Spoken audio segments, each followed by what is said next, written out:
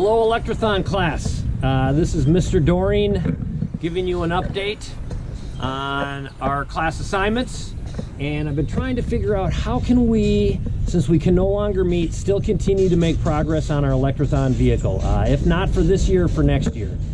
And so I brought the drift trike home. I was really interested in this battery and how well this battery performs, because one of the next things we needed to do was test this thing out.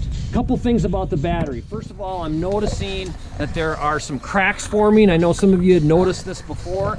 We're going to need to figure out, is that because of the way we put it together? I know the student that was putting it together did some pounding on that. I'm kind of wondering if that kind of made it too tight and cracked it. So I'm going to be contacting the manufacturer on this. Now remember, this is the 36-volt battery. Another thing I did is I took this drift trike for a drive. I put a GPS on it.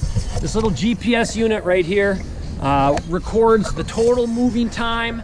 It records the top speed and also how far you traveled. So I'm doing some tests with that, with the trike, and I need to do some more. So some things that we need to accomplish before I can do some more tests. Well, first of all, the test that I had, I went 10 miles on an hour 7 minutes. At the end of my test run, it seemed like it still had plenty of battery. The voltage was 35.8. When I started out with a full battery, it was 41.7. So it'd be interesting to see how much battery this thing had left. Top speed was 24 miles an hour. Of course, I was going down a little bit of a hill. I also put on a flag, which we need to change. That's a pretty lame flag, but the visibility of this, if I'm driving it on the sidewalks, is pretty low. So that's another thing that we're going to need to do on this. So some things that we need to accomplish is how many batteries can we add onto this to still meet the Electrathon requirements. Now I believe this is 8 pounds. I need to do some more measurements on this, and we can have 16 pounds of batteries. The potential of this battery is really awesome. Remember, this is a 36 volt. We're also going to be making a 48 volt, a 52 volt battery. I'm really excited how many miles it actually drove. So some other things we need to do is, right now, is this battery has no fuse.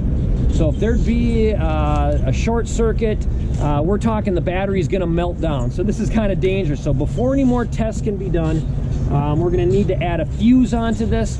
Also, I noticed, there's a key switch that we could put on here as well, so we could easily turn that off and on.